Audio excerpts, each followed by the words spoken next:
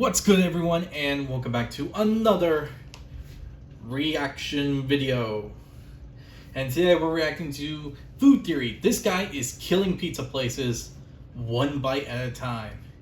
Now, I really don't know about this image for the beginning, but considering that we have two characters from Ratatouille, and considering that one of them is a food tester, yeah, I think we all can see that it's gonna be something major about food. Maybe. I don't know. But this is a curious one, because if pizza places are going down, then I'm gonna be kind of concerned, considering that pizza is probably one of America's most top tier foods, popular foods, favorite foods, something along those lines. But yeah, with this all said, it's time to see what's going on here. So if you enjoyed this reaction video, hit the like button down below, hit the subscribe button to support the channel, support the content provided, and so on and so forth. Hit the notification button to be notified immediately when a new video comes out. If you have any videos you would like to recommend that I should react to, put it down in the comment section below and I'll react to it as soon as possible. And the link to this video will be down in the description below, so if you want to see this video before I react to it or after I'm done reacting to it, it's going to be down there. So with this all said, let's start this video, shall we? Alright, let's go. And it's all because of him.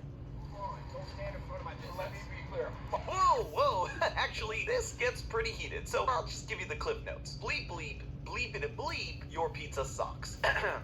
Finally today, I can prove that this man and other food influencers like him have killed the traditional food critic and are coming after your favorite restaurants next.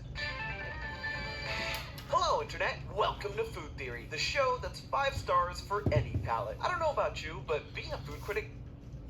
A food critic, huh? Ah, yes. Them. Now that's an interesting subject, a food critic. Now, if all of you have seen my earliest YouTube short, I went off about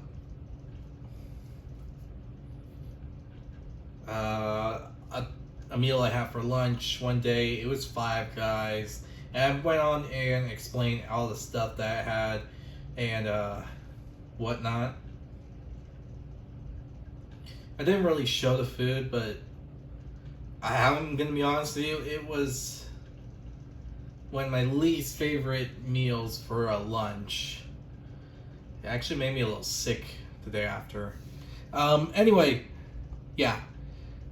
A food critic. That's a big deal. More times than not.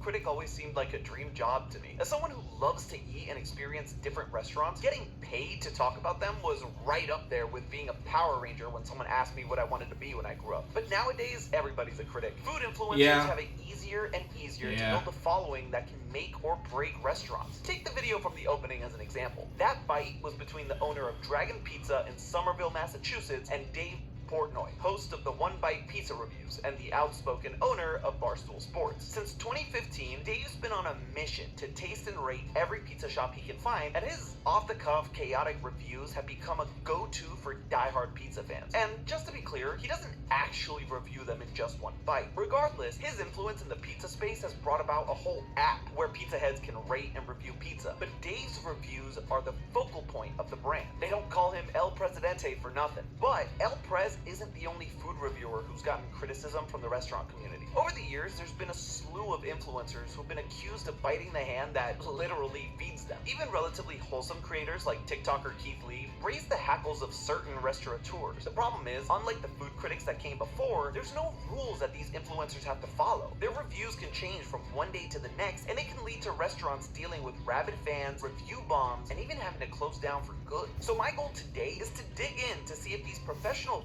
Okay, now that's weird. If it's from the same place, something's off. If it's from a totally different location altogether that has the same name, yeah, that would make sense. Because usually some fast food places or even restaurants don't really have everything the exact same as every other location.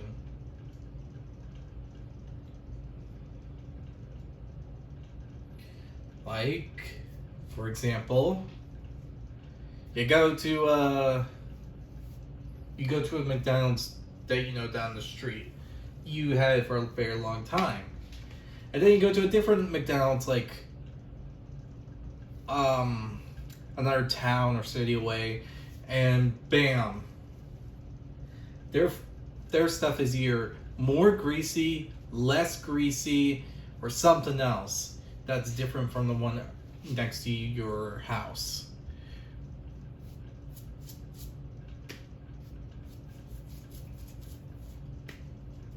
That would be a difference, and that would make sense.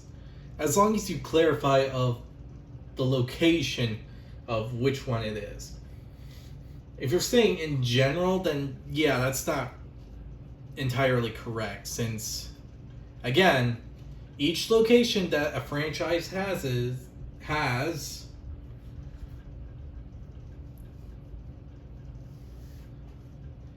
is gonna be different in either design, layout, service, and any other type of variable that could be possible to add to the list. Foodies have killed the food critic and maybe the industry for good. Before we look into today's critics, though, it's important that we first understand the history behind traditional food critics. The world's very first published food critic was an 18th century French socialite named Alexandre Balthazar Laurent Clément de la Reynie. Woo! Jeez, dude. Whoa. We'll just go with Abelgur for short. Daddy long name over here was That was a freaking long name, but Albuquerque is the first food critic? Huh. I am learning so much about food.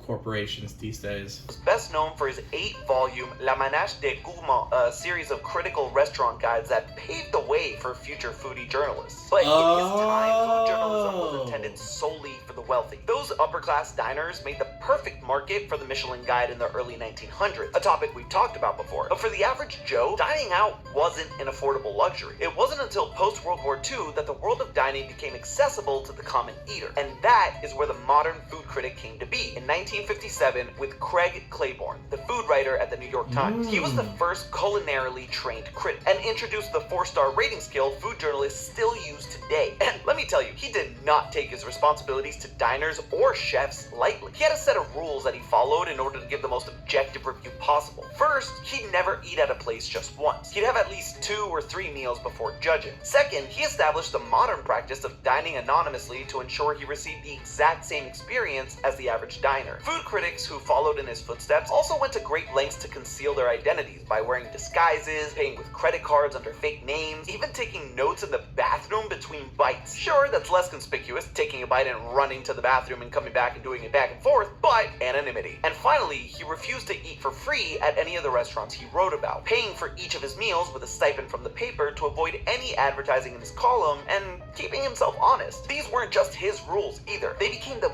backbone of the Association of Food Journalists Code of Ethics. And yes, that is an absolute real thing. So let's break this down rule by rule to see exactly how far in. Okay, so there's a rule thing going on here, and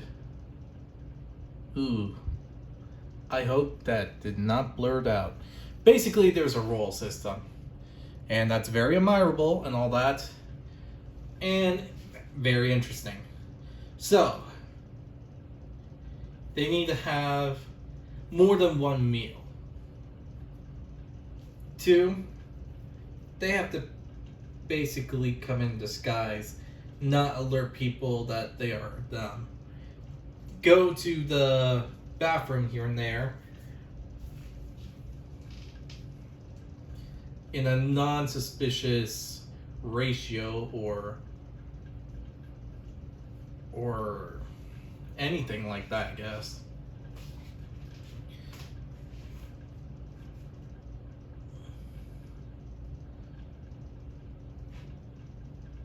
They pay for their own food, obviously.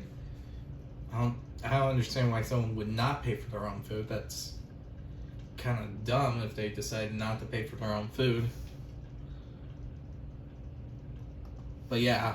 Influencers have strayed, starting with the first, multiple meals throughout multiple visits. Like I mentioned, one bite reviews aren't actually one bite. That said, Dave does just have the one pizza, and rarely does he revisit locations. In fact, a lot of food reviewers tend to just go to a place once to rate it. The issue is, the food that one time might not be indicative of the quality overall. It may have been on a particularly busy night, or when the restaurant was empty and they got more focused treatment. Either way, by going just the one time, even if they do get multiple things on the menu, like Keith or Dave do at times, without spreading their experience out over more than one visit, their audience doesn't get objective information. It's unfair for the restaurant, but also a disservice to potential customers who see the review as lukewarm or even bad and refuse to go based solely on one experience this personality they like has had. Which leads us to the next point, and the most egregiously ignored. Anonymity? Ha! No one's anonymous. It's literally the point to not be anonymous. All food influencers on YouTube, Instagram, and TikTok want is to gain notoriety and be seen by as many people as possible. Okay, I did not mean to do what I did about Five Guys. Heck, the review I did was based on 3 different meals. One that I had, one that my brother had, and one that my grandmother had. The 3 of us just had lunch together. That's it. We all got similar stuff within the menu. We all got different drinks. And when I mean similar, I mean they were all sandwich related, just with different things, and I asked personal opinion about the food and all that, and that's why I made the video, because it was dissatisfying, because the whole sandwich was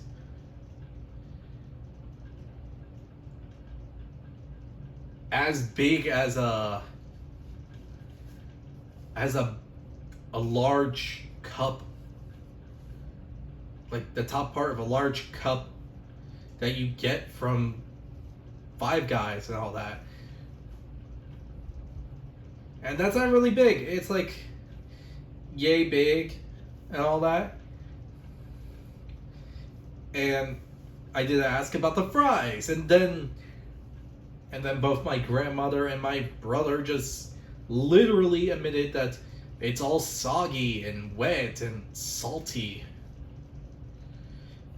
Which is why I did say what I did. I really didn't plan the video.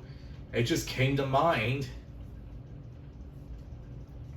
And I was really dissatisfied, so I just posted it. Not really for views or anything, just because I wanted to get it out of my system, and I had no one to really say anything about it to. Because that was around the time COVID was still going on. Around 2020.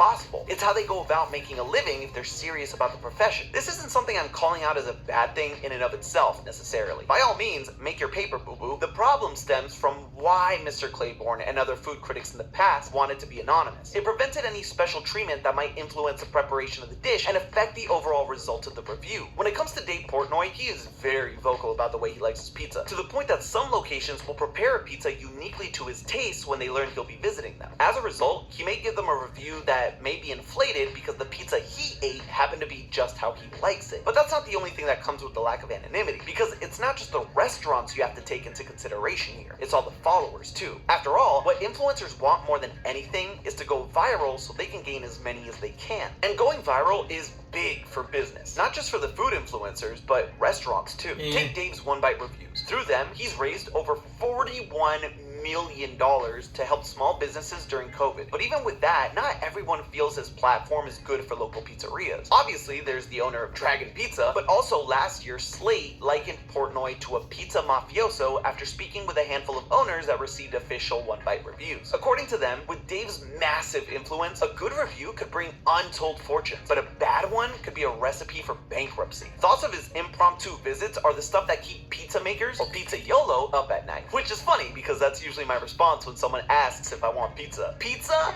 YOLO! I'm so sorry for that. But the same goes when you switch platforms to TikTok, where food is arguably even more popular. 36% of... Okay, that makes sense. But it's also kind of sad that things have to go this way.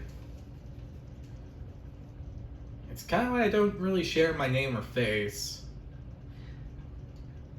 Especially around that time period when I made that video.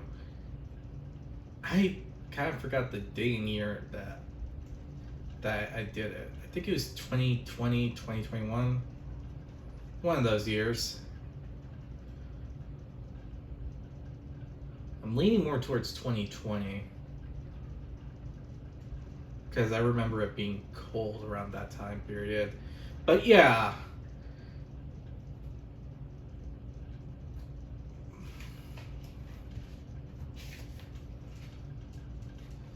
This doesn't really seem like a fair process for all those that are just only getting one meal.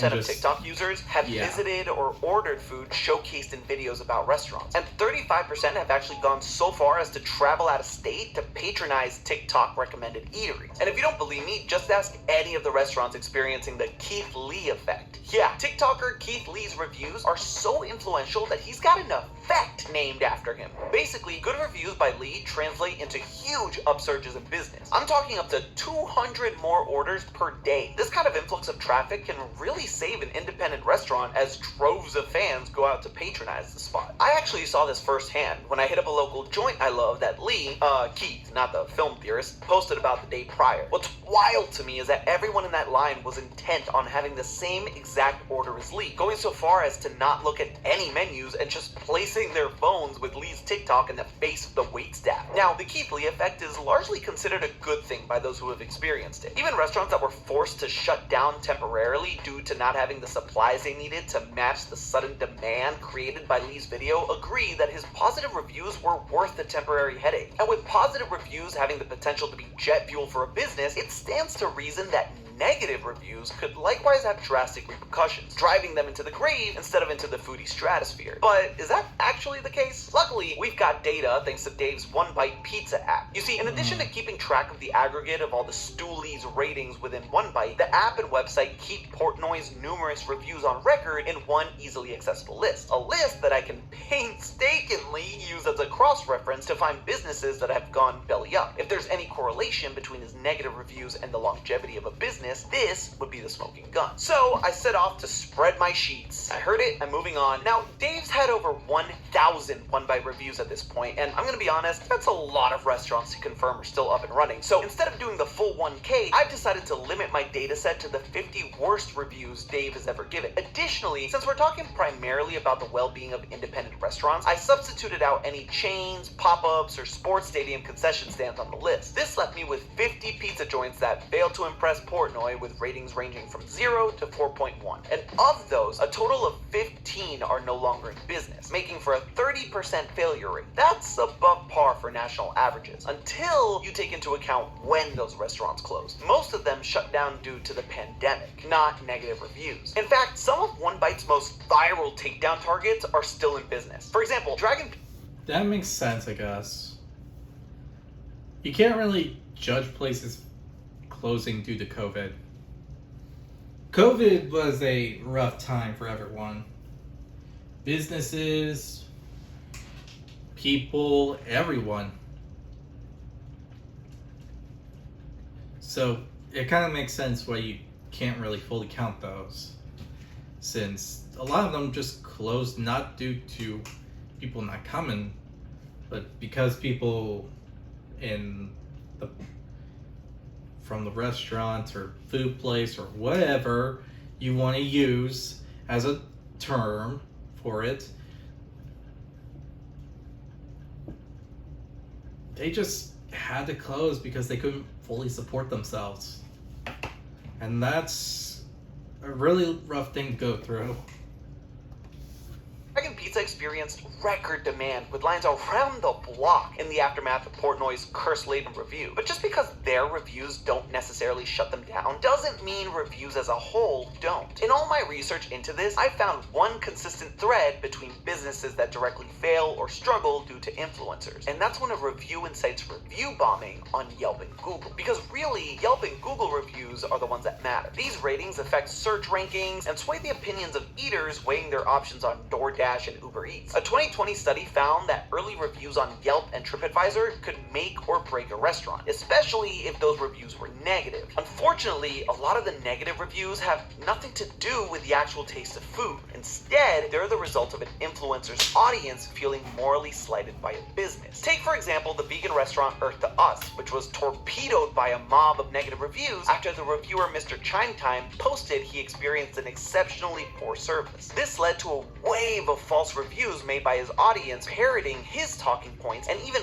worse, a slew of harassing slur-riddled DMs to the staff. Even though Yelp eventually logged out reviews, the damage was done and the location had to close months later. Even Keith Lee's wholesome reviews have spiraled into mob justice. In January, Lee unwittingly uncorked viral backlash against the Dallas food truck when he left a large tip intended to be split among the local community. When the owner pocketed the change, which, let's be clear, is a complete scumbag move, the internet review bombed her so hard she permanently shut down. Permanently is in quotations because really they just rebranded. But the wild thing about this is that the backlash was so massive and rage-fueled that it actually splashed onto an unrelated catering business that happened to have a similar name to the food trucks. According to the caterer, they had to go into crisis mode to set the record straight, and it nearly cost them their business. Going back to the Dragon Pizza fiasco, you can see this sort of fanaticism play out on the One Bite app, giving credence to the owner's reservations about El Prez. In the video, Dave mentions that out of 50 reviews, the user base on the One Bite app rated Dragon an 8. But after posting, the community rating has dropped to 1.4 with 390 reviews. One user even photoshopped poop topping onto a pizza. And I don't mean pineapple, I mean literal poop. So when anonymity is out the window and fan bases start to build around internet personalities, any objectivity surrounding the reviews goes out the window too. And that leads us to the last rule, using a stipend or his own money for reviews and not accepting free meals. The bad news is, with the power that influencers have in their fan bases, it's paved the way for influencers that are paid for reviews, some of which hold the threat of review bombing against restaurants as a means to get free meals. Meaning someone like this food blogger who was refused a free meal might decide to retaliate and give a scathing review. A review that their followers might take to heart and, like we've established, follow their lead and review bomb. But let's zoom out a bit here, because what this rule is at its core, just like the others, is about maintaining objectivity. So not just using your own money or not accepting a free meal that might sway you one way or the other, but not letting any outside influence sway you either. Because unfortunately, sometimes these influencers do let that affect them. Remember that Slate article calling...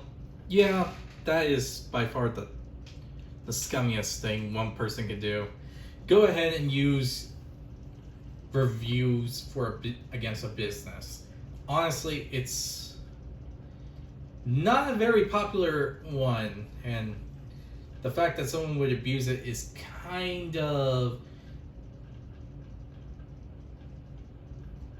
well, more in actuality, very cruel and harmful. Like, I would never support that kind of thought process or mentality or anything related to the subject of forcing a company to give you free stuff. You're paying to be reviewed for some people, but you're still paying for the food. These people are going out of their way to use their money to get materials, to get items, to get whatever, just to make food for people because they like their jobs. They like doing what they are doing in the shop. And people are going there and threatening a review just to get free food? You have to be completely unbiased. I'm completely unbiased about everything. I need proof, evidence, details, and whatnot to make a solid decision. I do not make decisions well. Mainly because I don't like saying, oh, I want this thing, I want this thing, I want this thing, and blah, blah, blah, blah. I really think about what I want, what I'm going to have, what things taste like, what the smell is like, what is the service like.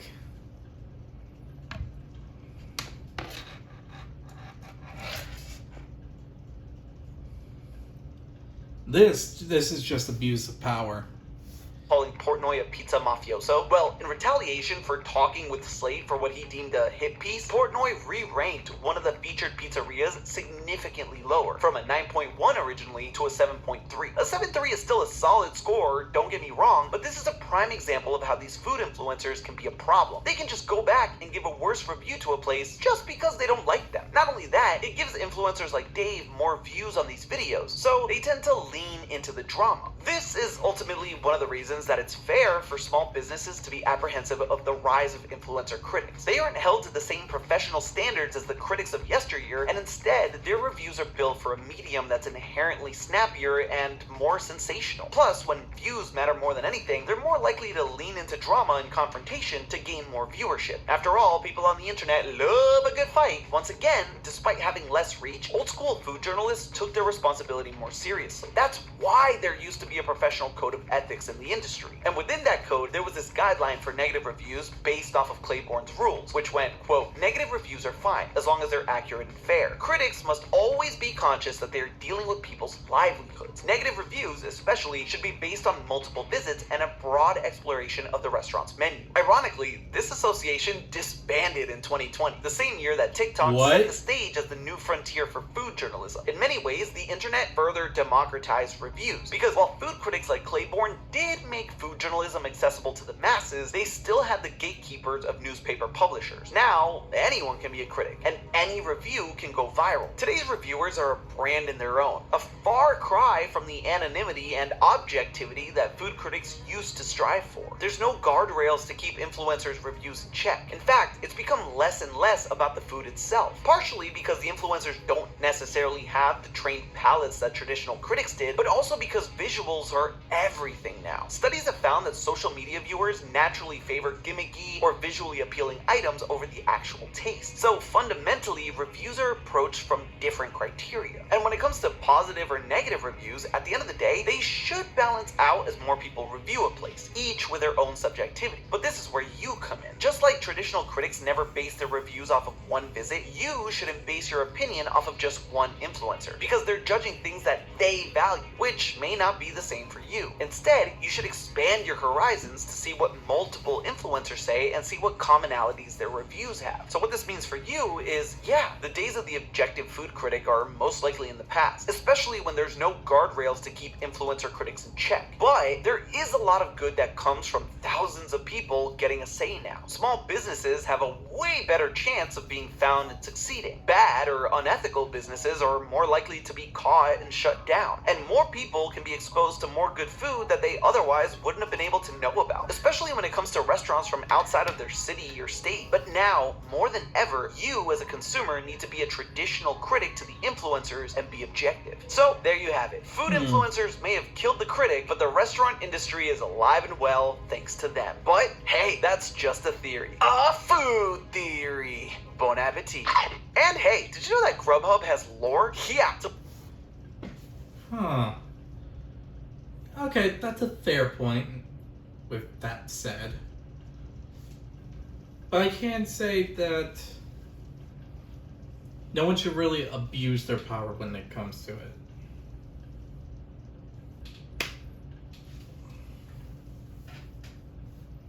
Well known or not, you shouldn't abuse your power and all that.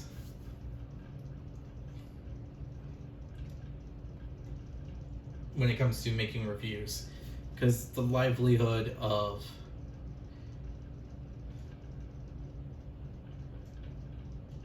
everyone a part of all these food franchises is in the palm of every critic's hands. So yeah, that is the thing. I mean, if the place is horrible, there's no proper health and safety, the food is bad, the service is terrible, the treatment to the staff is terrible, then yeah, go ahead. That's gonna help people and actually stop these types of places from going on. But other than that, I can see how the traditional food critic is now becoming obsolete.